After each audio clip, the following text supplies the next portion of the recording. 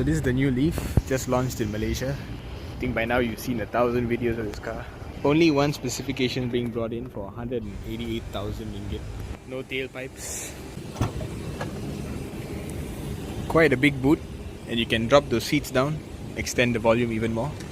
No power tailgate, but who needs that? Reverse camera. Snacks. As usual, Nissan seats, some of the comfiest in the business. Little bit of an Alcantara strip here for whatever reason. On the front seats as well, it's like a little strip in the center.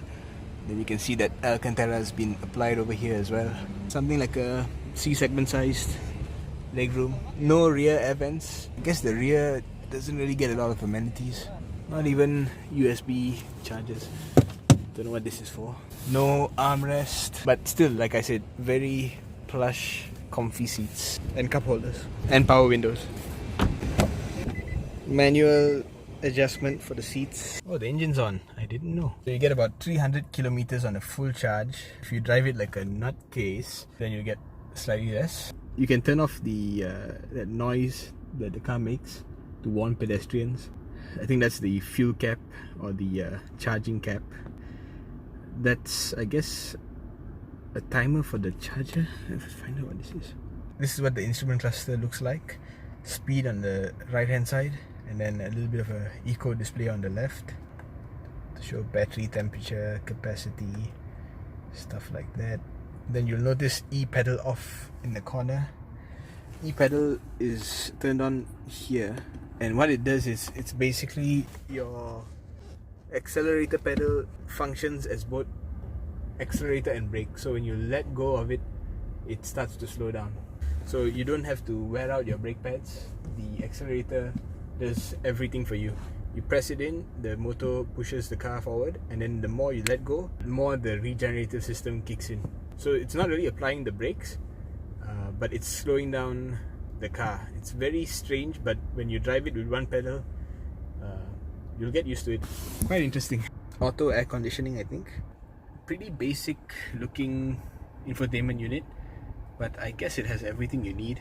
And because it's a double DIN system, you can just take this out and put something else in which you prefer. Void the warranty, who cares. Seat warmers for some weird reason. This is a Japanese imported car, so I guess this just came with the spec that Tan Chong could get. There's no wireless charger, but there's a slot here for a phone. This layout represents what this electronic gear knob is supposed to do. So you push it for park, and you go right for neutral, and then right down for drive, and right up for reverse. Put it back in park.